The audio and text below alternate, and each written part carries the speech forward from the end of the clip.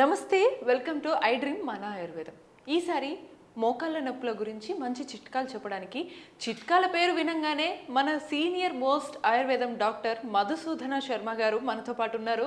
ఆయన ఈసారి ఎటువంటి చిట్కాలతో వచ్చారో అడిగి తెలుసుకుందాం. నమస్తే సార్, ఎలా ఉన్నారు సార్?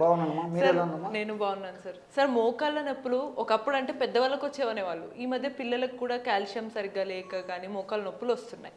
మరి వాళ్ళకి మీరు ఈసారి ఇచ్చే మంచి చిట్కాలు ఎలా ఉన్నాయి, మాకు ఒకసారి చూపించారు? తప్పకుండా. ఇంతకుముందు మంచి మంచి వీడియోస్ చేసాము, అది వాడేసేసి దానివల్ల మంచి ప్రయోజనం పొంది మనకు ఫీడ్బ్యాక్ కూడా ఇచ్చారమ్మా. ఇంతకుముందు ఆ విషయం కూడా మనం మాట్లాడుకున్నాం. అలాంటిది ఇప్పుడు మరొక మంచి ఫార్ములా చెప్తానమ్మా మోకాళ్ళ నొప్పులకి. చాలా మందికి ఈ ఫార్ములా గురించి ఐడియా ఉంటుంది కానీ ఎలా పద్ధతి ప్రకారం తయారు చేసుకొని వాడుకోవాలో తెలియదు. అదేంటంటే చింతగింజలమ్మా. అవునా?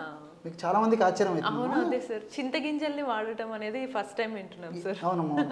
సో సర్వసాధారణంగా మనము చింతపండు వాడుకుంటాము, చింతపండు రకరకాల వంటకాలలో ఆహార పదార్థాల తయారులో వాడుకుంటాం, కానీ దేనికి పనికిరావని చెప్పేసి చింతగింజలు మనం బయట పారేసి వస్తున్నాం. కానీ ప్రకృతి చింతగింజల్లో కూడా అత్యధికమైనటువంటి అపారమైనటువంటి ఔషధ గుణాలను నిక్షిప్తీకరించి మనకు ప్రసాదించడం జరిగిందమ్మా. సో వాటిల్లో ఈ మోకాళ్ళ నొప్పులకు సంబంధించి కూడా చాలా అద్భుతంగా పనిచేసేటువంటి ఔషధ గుణాలు అందులో ఉన్నాయమ్మా. సో మీకు ఔషధాన్ని కూడా తయారు చేసి కూడా చూపిస్తానమ్మా, ప్రేక్షకులు కూడా బాగా ఈజీగా అర్థమవుతుంది. ఎలాగంటేమా, ఇప్పుడు మరి కావాల్సిన ఇంగ్రీడియంట్స్ చెప్తే మీకు చెప్తానమ్మా. ఒక వెజిల్ పాత్ర తీసుకోవాలమ్మా, వేడి చేయాలి.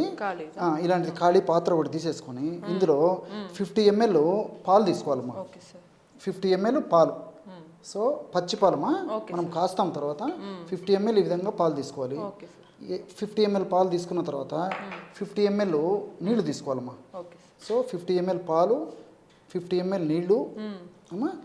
ఇందులో చింతగింజల పొడమ్మా, ఏదైతే ఇప్పుడు మనం చెప్పుకున్నామో ఆ యొక్క పౌడరు, ఈ చింతగింజల పొడి ఒక 2.5 grams అమ్మా, అంటే ఒక అర టీ స్పూన్, అర టీ స్పూను చింతగింజల పొడి ఇందులో వేసేయాలి. అదేవిధంగా బెల్లం బెల్లం మనకందరికి తెలిసినటువంటిదమ్మా. బెల్లము తాటి బెల్లం అయినా వాడుకోవచ్చు, లేకపోతే మామూలు బెల్లం అయినా వాడుకోవచ్చు అమ్మా.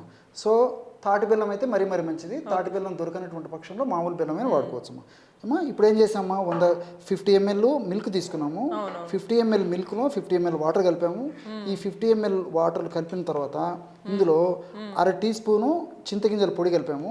అదేవిధంగా ఒక చెంచా లేదా ఒక టీ స్పూను బెల్లం పొడి కలిపాము.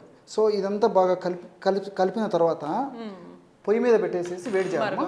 ఇక్కడ మరొకటి కూడా చెప్తాను చూడమ్మా, ఇక్కడ ఈ బెల్లం కరిగే లోపల 2 విషయాలు కూడా చెప్తాను నేను. సో ఏంటంటేమ్మా, ఇప్పుడు చింతగింజల పొడి తయారు చేసుకోవడం అయితే సులువు, కానీ అందరికీ సాధ్యం కాకపోవచ్చుమా. సో మనసుంటే మార్గం ఉంది. ఇప్పుడు బాగా తయారు చేసినటువంటి చింతగింజల పొడి కూడా మనకు మార్కెట్లో దొరుకుతుందమ్మా, కష్టపడక్కర్లేదమ్మా. సో అలా కాకుండా ఓన్గా తయారు చేసుకోవాలంటమ్మా, చింతగింజలను వేయించేసేసి నీళ్ళల్లో వేసేసి ఒక రోజంతా బాగా నానబెట్టేసేసి మళ్ళీ తీసేసి మళ్ళీ వేయించేసేసి మెత్తగా పొడి చేస్తే అయిపోతుందమ్మా. సో మళ్ళీ ఇంట్లో కూడా చేసుకోవచ్చు. చింతగింజలు వేయించేసేసి నీళ్ళల్లో ఒకసారి వేయించి నీళ్ళల్లో వన్ డే అంతా నానబెట్టాలి.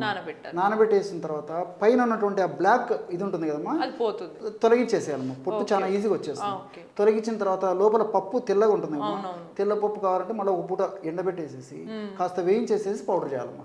సో అలాగైనా చేయొచ్చు. మరి లేదు అంటే దాంట్లో జనరల్ కల్తీలు కలపడాలు ఇలాంటివి కూడా ఏముండదమ్మా.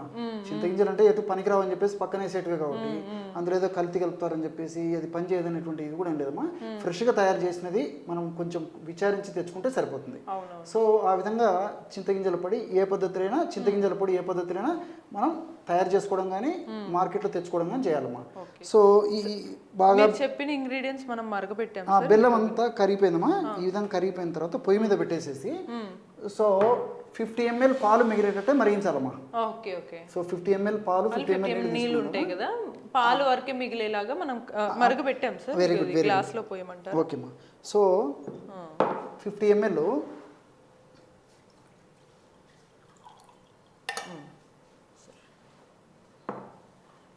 చాలా చక్కగా తయారు చేశారమ్మా. ఎగ్జాక్ట్లీ ఔషధం ఎలాగ తయారు కావాలో అలా తయారైందమ్మా. సో 50 ml పాలు తీసుకున్నాము, 50 ml నీళ్ళు తీసుకున్నాము, హాఫ్ టీ స్పూన్ చింతగింజల పొడి వేసాము, 1 స్పూన్ బెల్లం కలిపాము, 50 ml నీళ్లు మరిగిపోయేసేసి 50 ml పాలు మాత్రమే మరిగించడం వల్ల ఈ విధంగా బ్రహ్మాండమైనటువంటి పానీయం తయారైపోయిందమ్మా, క్షీరం. సార్ ఇప్పుడు మా అందరికి వచ్చే సాధారణ ప్రశ్న మీకు అర్థమయ్యే ఉంటుంది, చింతగింజల పొడి వాడటం వల్ల మాకు ఎలాంటి ఉపయోగాలు ఉంటాయి, మోకాళ్ళ నొప్పులు ఎలా తగ్గే అవకాశం ఉంటుంది? తప్పకుండా. సో ఈ పద్ధతిలో ఔషధం వాడుకోవాలమ్మా, 2 సార్లు వాడుకోవాలమ్మా. అంటే రోజుకి ఉదయం పూట ఈ విధంగా తయారు చేసుకుని వాడుకోవాలి, ఆహారానికి ఒక అరగంట ముందు, రాత్రి పూట కూడా ఆహారానికి అరగంట ముందు ఈ విధంగా తయారు చేసుకొని వాడుకోవాలమ్మా. రోజు 2 సార్లు ఈ విధంగా తయారు చేసుకొని వాడుకోవడం వల్ల ఈ మోకాళ్ళకు సంబంధించినటువంటి నొప్పుల్లో చాలా అద్భుతమైన ఫలితాలు కలుగుతాయమ్మా.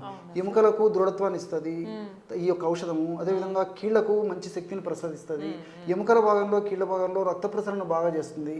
సో అక్కడ ఉన్నటువంటి నొప్పి, పోటు, బాధ, సలుపు, అసౌకర్యం ఇవన్నీ తగ్గిపోతాయి. చాలా కంఫర్టబిలిటీ వస్తుందమ్మా. తర్వాత లోపల ఈ యొక్క గుజ్జు ఉత్పత్తి అవుతుంటుందమ్మా. మోకాళ్ళ మధ్యలో గుజ్జు ఏదైతే తగ్గి నొప్పి వస్తుందో ఆ గుజ్జు ఉత్పత్తి అవుతుంది న్యాచురల్ గా. ఎగ్జాక్ట్లీ, ఎంత మంచి చిట్కా. ఉత్పత్తి అవుతుందమ్మా. ఇంకోటి ఏమంటే త్వరగా ఆ గుజ్జు కూడా త్వరగా అరిగిపోకుండా కూడా కంట్రోల్ చేస్తుందమ్మా. మల్టిపుల్ బెనిఫిట్స్ ఉన్నామా ఇవన్నీ. ఇన్ని రకాల బెనిఫిట్స్ ఉంటాయని ఇప్పటి వరకు చింతగింజలు పడేసిన ఎవరికి మాకు తెలియదు. ఎగ్జాక్ట్లీ అమ్మా, చాలా మంది తెలియదు. చీప్ అండ్ బెస్ట్, సూక్ష్మంలో మోక్షం. సో ఈ విధంగా రకరకాల ప్రయోజనాలకి ఇది పనికొస్తుందమ్మా ఈ మోకాళ్ళ నొప్పులకు సంబంధించి. అదేవిధంగా మనం ఆధునికంగా ఆలోచించినప్పటికమ్మా ఇందులో ఈ ఫైటో కెమికల్స్ ఉంటాయమ్మా. ఈ ప్రో ఆంథోసైనిడిన్స్ అని చెప్పేసి, ఎపికెటెన్సిన్స్ అని చెప్పేసి కొన్ని రకాల ఫైటో కెమికల్స్ వల్లనే ఈ యొక్క గుణం కనిపిస్తూ ఉంటుందమ్మా. సో సర్వసాధారణంగా ఏం జరుగుతుందమ్మా, మన దేహంలో ఎంఎంపిఎస్, టిఆర్ఏపి ఇలాంటి కొన్ని రకాలైన హానికారకమైన ఎంజైమ్స్ రిలీజ్ అవుతుంటాయి. ఈ హానికారకమైనటువంటి ఎంజైమ్స్ ఎక్కువగా రిలీజ్ అయినప్పుడు ఆ యొక్క ఎంజైమ్స్ హానికారకమైన ఎంజైమ్స్ యొక్క ప్రభావం చేతనే మోకాళ్ళ భాగంలో గుజ్జు త్వరగా అరిగిపోవడము, మోకాళ్ళ భాగంలో నొప్పి, పోటు, సలుపు, బాధ, అసౌకర్యం ఇలాంటివన్నీ కలుగుతుంటాయి.